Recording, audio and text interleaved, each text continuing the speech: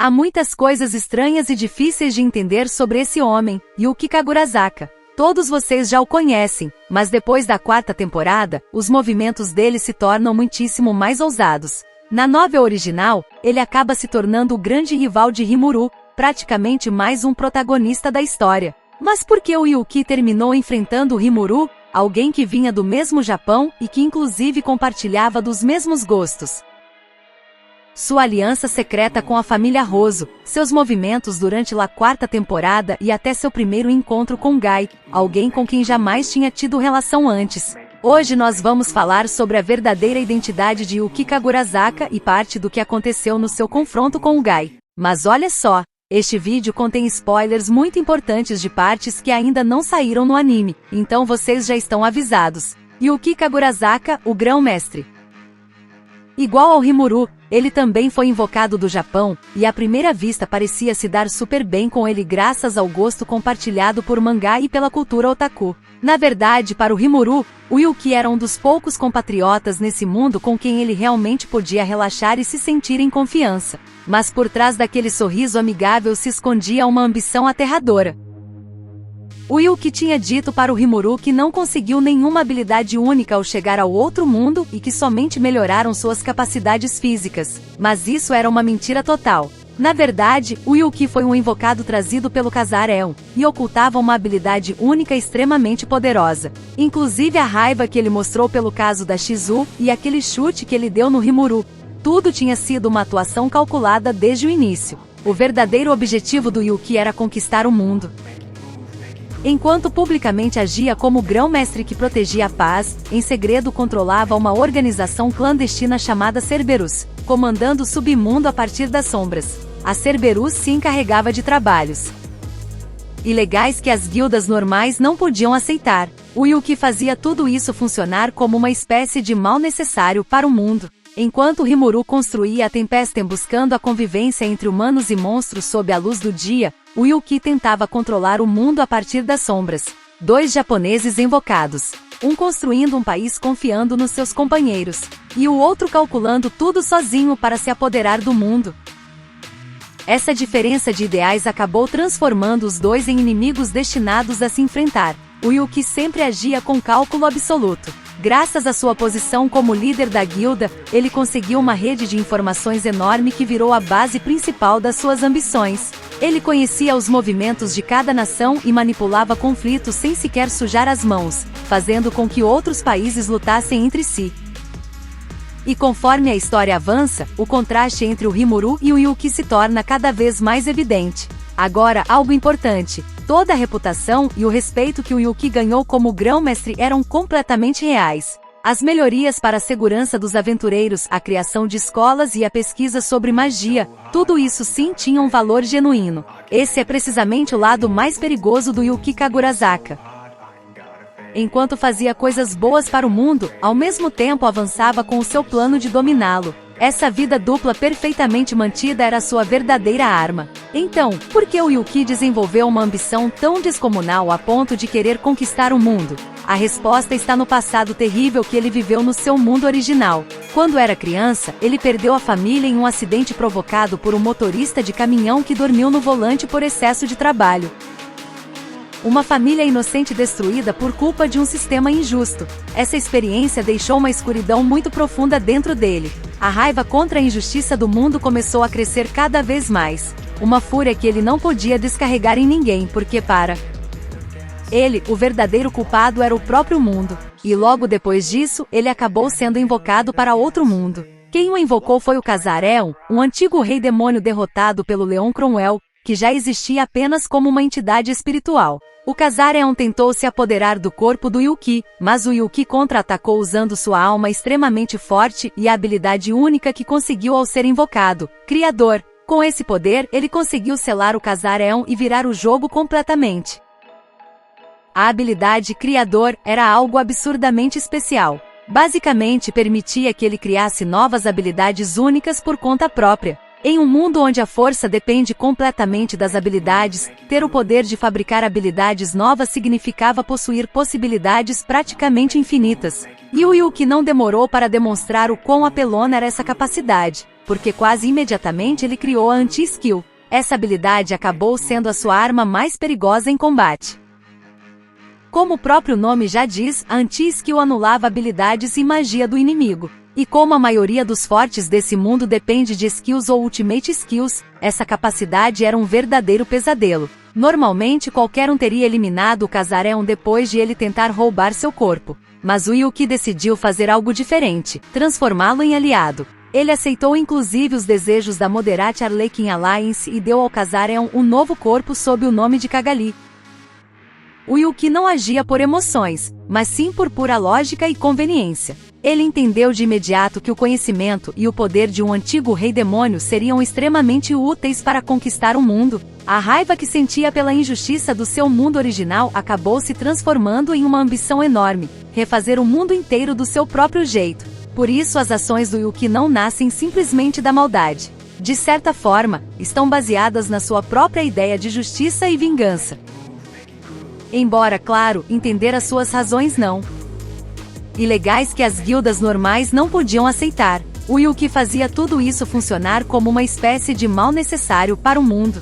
Enquanto Rimuru construía a Tempestem buscando a convivência entre humanos e monstros sob a luz do dia, o Yuki tentava controlar o mundo a partir das sombras. Dois japoneses invocados, um construindo um país confiando nos seus companheiros, e o outro calculando tudo sozinho para se apoderar do mundo.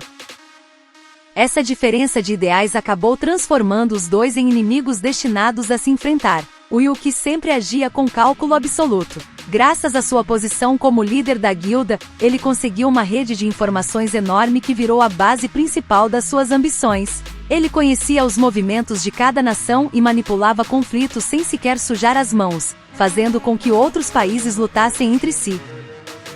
E conforme a história avança, o contraste entre o Rimuru e o Yuki se torna cada vez mais evidente. Agora, algo importante, toda a reputação e o respeito que o Yuki ganhou como grão-mestre eram completamente reais. As melhorias para a segurança dos aventureiros, a criação de escolas e a pesquisa sobre magia, tudo isso sim tinha um valor genuíno. Esse é precisamente o lado mais perigoso do Yuki Kagurazaka. Enquanto fazia coisas boas para o mundo, ao mesmo tempo avançava com o seu plano de dominá-lo. Essa vida dupla perfeitamente mantida era sua verdadeira arma. Então, por que o Yuki desenvolveu uma ambição tão descomunal a ponto de querer conquistar o mundo? A resposta está no passado terrível que ele viveu no seu mundo original. Quando era criança, ele perdeu a família em um acidente provocado por um motorista de caminhão que dormiu no volante por excesso de trabalho. Uma família inocente destruída por culpa de um sistema injusto. Essa experiência deixou uma escuridão muito profunda dentro dele. A raiva contra a injustiça do mundo começou a crescer cada vez mais. Uma fúria que ele não podia descarregar em ninguém porque é o que torna o seu personagem tão interessante. Assim como Rimuru protege a Tempestem como se fosse sua família, o Yuki também valorizava mais do que tudo a Moderate Arlequin Alliance como lugar ao que pertencia. Um homem que busca dominar o mundo, mas que é bobo demais com os seus companheiros. Esse contraste é o que evita que o Yuki pareça um vilão simples e genérico. Nas batalhas que vamos ver na quarta temporada do anime, o Yuki joga um papel extremamente importante que altera por completo o equilíbrio de poder da história. O Yuki aparentemente estava sendo manipulado pela Mariabel, a neta do Grão-Bel Roso e membro da família Roso, que controlavam as nações do Oeste a partir das sombras. A habilidade única da Mariabel, Greed, permitia que ela manipulasse e dominasse os desejos de outras pessoas. Era uma habilidade aterradora. Para ela, o Yuki era tanto um obstáculo quanto uma peça valiosa, então ela decidiu controlá-lo. Mas tudo era uma atuação do Yuki. Usando o Criador, ele fez parecer que estava sendo manipulado pela Greed. Inclusive aquelas mudanças nos olhos dele que vimos no anime provavelmente faziam parte do teatro. Além disso, desde o momento em que ele possui a Anti-Skill, já era estranho pensar que alguém pudesse controlá-lo tão facilmente. Então, por que ele fingia estar manipulado? Porque isso servia como a desculpa perfeita para se infiltrar no plano da Mariabel e mexer suas próprias peças sem levantar suspeitas. O Yuki queria entender exatamente o que a Mariabel buscava e como usar tudo isso para fazer os seus próprios planos avançarem de maneira mais eficiente. O objetivo final da Mariabel era eliminar o Rimuru. Ela considerava a Tempestem uma ameaça perigosa demais e queria usar o Yuki para destruí-lo. Por isso o Rimuru e o Yuki terminam se enfrentando dentro de uma caverna. Como o Rimuru acreditava que o Yuki estava sendo controlado, ele lutava enquanto tentava encontrar uma forma de libertá-lo, e no final ele consegue vencer. Enquanto isso, a Mariabel invoca o Chaos Dragon para afastar o Rimuru do lugar, obrigando-o a ir detê-lo. A Mariabel tinha atacado o grupo do Rimuru durante uma exploração de ruínas, mas diante do poder esmagador do Rimuru, terminou completamente superada. Desesperada, ela decidiu ativar o reator mágico que o Yuki tinha mencionado antes para destruir toda a caverna junto com eles. Mas até isso fazia parte do plano do Yuki.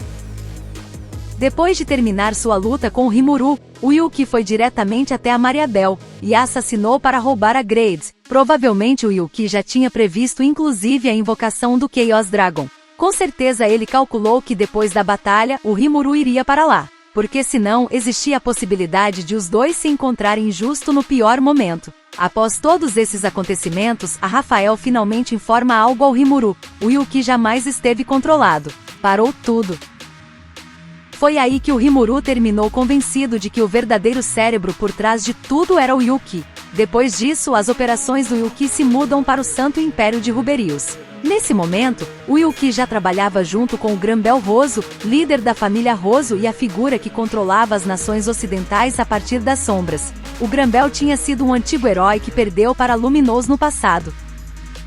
Depois, ele acabou se tornando o principal ancião dos Sete Celestiais e o homem que manipulava Ruberius a partir das sombras. A missão do Grambel era clara: roubar o corpo do herói que a Luminos guardava com tanto cuidado. O Yuki viu ali uma oportunidade perfeita para conseguir o herói mais poderoso e transformá-lo em uma peça sob o seu controle. Ele aproveitou o momento exato em que o Rimuru e os outros visitavam Ruberius para um intercâmbio musical. Além disso, ele também vazou informações para o Leon para atraí-lo até lá. Tudo parecia indicar que o Yuki estava cooperando com o plano do Grambel, mas na verdade ele provavelmente pensava em aproveitar o caos para ficar com o herói para si mesmo. A família Roso lançou um ataque contra a grande catedral de Ruberius. O Rimuru, a Hinata e os Holy Knights enfrentaram os outromundistas reunidos pelo Grambel, enquanto o Laplace e o Fortman apareciam na frente da Luminos, provocando batalhas intensíssimas por todos os lados. E no começo, o plano funcionou perfeitamente. Pelo menos até conseguirem tirar o herói da sala sagrada. Mas aí começaram os problemas inesperados. O selo da Choronoa se rompeu. E ela perdeu completamente o controle. A Choronoa não era alguém que o Yuki pudesse controlar tão facilmente. Ela se tornou uma verdadeira encarnação da destruição, atacando absolutamente todo mundo sem distinguir aliados de inimigos. E o poder dela superava por muito o que o Yuki tinha imaginado. O seu sonho de controlar o herói mais forte se destruiu em um instante. O Yuki inclusive ficou irritado ao perceber que aquilo não batia em nada com o que o Grambel tinha lhe contado. E com certeza foi nesse momento que ele entendeu que, na verdade, ele tinha sido usado pelo Grambel. O verdadeiro objetivo do Grambel era fazer com que a Choronoa perdesse o controle para provocar o retorno do verdadeiro herói. O Yuki só tinha sido usado como a chave para abrir esse caminho. A astúcia do Grambel acabou superando até os cálculos do Yuki. Ele não teve tempo nem para ficar enfurecido de verdade. Analisou a situação imediatamente e decidiu recuar.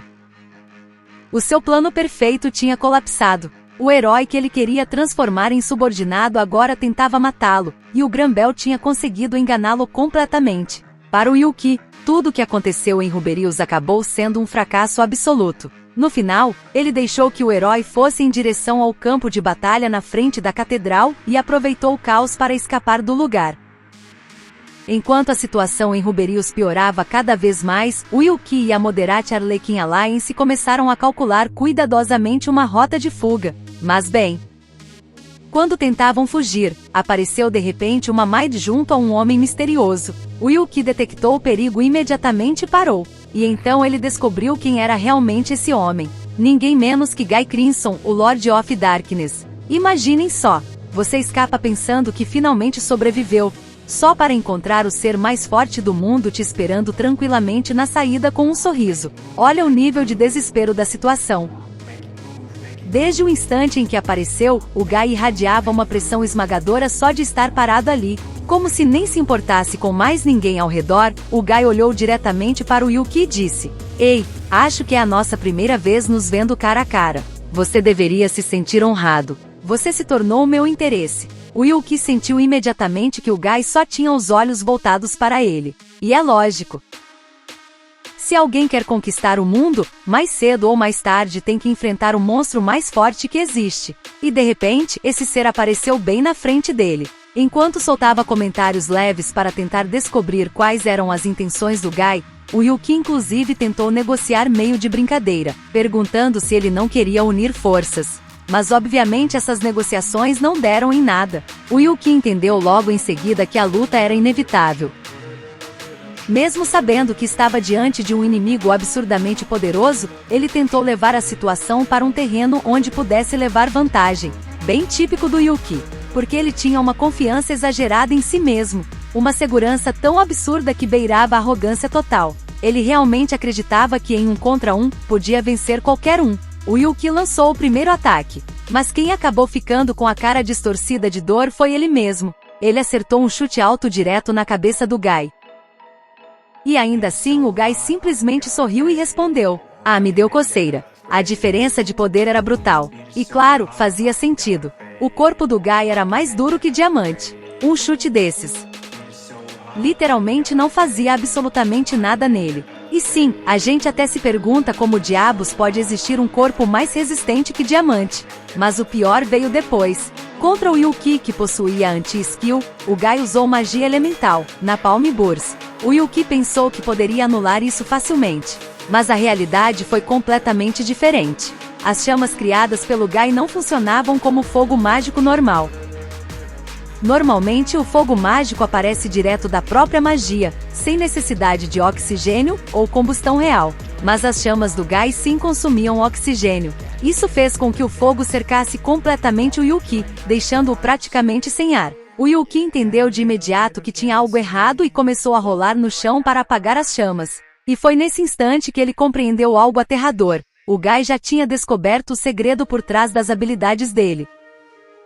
Ali o Yuki entendeu que o Guy estava brincando com ele. Depois de sentir essa diferença absurda de poder, ele finalmente aceitou uma realidade incômoda. Agora mesmo ele não podia vencer. Mas quão monstruoso era realmente o Guy Crimson. O Guy já governava como o rei demônio mais forte desde muitíssimo antes de o Rimuru despertar como Demon Lord. Praticamente todos os seres poderosos do mundo aceitavam que não podiam derrotá-lo.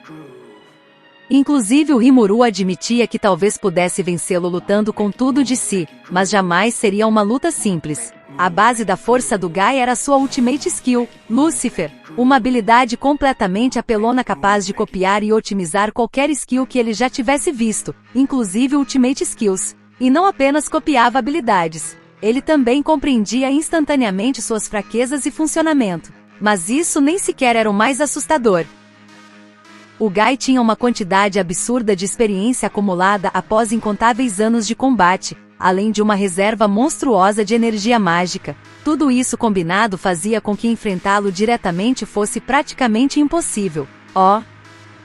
Guy Crimson, conhecido também como Rouge, era um ser localizado no topo absoluto dos demônios. A história dele remontava praticamente à própria origem do mundo. Muitíssimo antes de o Rimuru reencarnar, o Guy já dominava como ser mais forte. E embora Lucifer já fosse uma habilidade absurda por si só, o verdadeiro terror era a experiência do Guy. Porque ao copiar uma habilidade, ele também entendia como seu inimigo pensava em lutar. Ele literalmente podia antecipar movimentos com uma precisão ridícula. Mesmo alguém como Yuki, com anti-skill, não podia fazer nada contra a força física e a técnica de combate pura do Guy. Se tentasse escapar, o Guy se adiantava. Se tentasse lutar, era esmagado. Por isso o Yuki entendeu tão rápido que lutar ou fugir dava exatamente o mesmo resultado. Era uma situação completamente perdida. Qualquer um veria dessa forma. Mas é precisamente em momentos assim que o Yuki Kagurazaka demonstra o quão perigoso ele realmente é. E então o Laplace interveio. De repente, ele começou a provocar o Guy de uma maneira totalmente imprudente. Parecia uma bobeira sem sentido, mas na verdade era uma manobra desesperada para ajudar o Yuki. O Laplace tentou chamar a atenção do Rei Demônio mais forte para criar nem que fosse uma mínima oportunidade de movimento para o Yuki. Não dava para saber se era estupidez absoluta ou simplesmente um carinho grande demais pelos seus companheiros. Mas essa cena mostrava perfeitamente a essência da Moderate Arlequin Alliance. Eles estavam dispostos a arriscar tudo pelos seus. Inclusive o Guy pareceu se divertir um pouco com a intervenção do Laplace, e por um instante a tensão mudou. Mas o Yuki não aproveitou essa oportunidade para escapar. Nesse momento, o Yuki já estava preparado para morrer.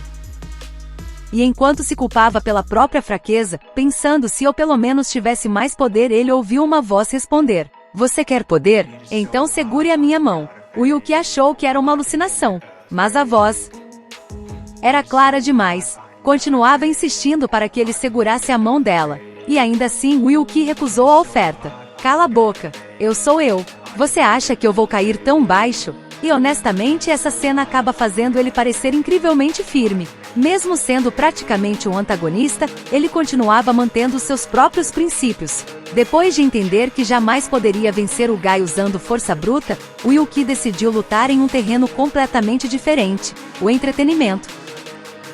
Esse é o aspecto mais assustador do Yuki Kagurazaka. E então ele disse algo que fez mudar a atitude do Guy: "Quero te propor um acordo." Nem fugir nem lutar eram opções possíveis. Qualquer um estaria acabado em uma situação dessas. Mas o Yuki não escolheu nem se render nem lutar de frente. Ele escolheu prometer ao Guy que iria diverti-lo. E isso não era simples coragem fingida. O Yuki já tinha percebido algo importante: o Guy não tinha intenção de matá-lo. O Yuki sentia que o Guy era uma existência que vive unicamente para se divertir. Depois de tantos anos, a maioria das batalhas para ele já não passava de algo entediante. O Guy aparecer na frente do Yuki não foi coincidência. Foi porque ele se interessou por ele. O Yuki aproveitou esse instinto a seu favor. Não tentou enfrentá-lo com força, mas sim com inteligência e coragem. Em uma situação onde a sua vida estava em jogo, ele redefiniu a condição de vitória. Não derrotá-lo, mas sim entreter o rei demônio mais forte. Uma mudança de mentalidade que uma pessoa normal jamais consideraria. O Yuki leu perfeitamente as intenções do Guy e declarou que demonstraria a sua utilidade. Depois de ouvi-lo, o Guy perguntou se ele ainda pensava em desafiá-lo. O Yuki respondeu: "Algum dia eu vou te superar." Para o Guy, que busca oponentes interessantes, isso foi o suficiente para considerá-lo divertido, e ele decidiu deixá-los ir.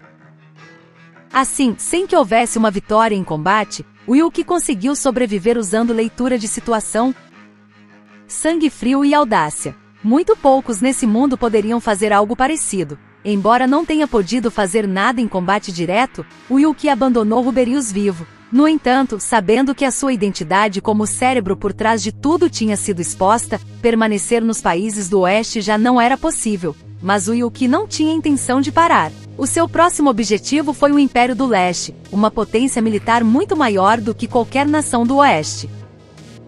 Um estado centralizado sob o Imperador Rudra, com um poder militar avassalador inclusive para Tempeste. O motivo do Yuki era claro: tomar o controle dessa força por dentro e usá-la como ferramenta para sua conquista do mundo. No Império, a sua estratégia seria diferente, baseada em infiltração e manipulação.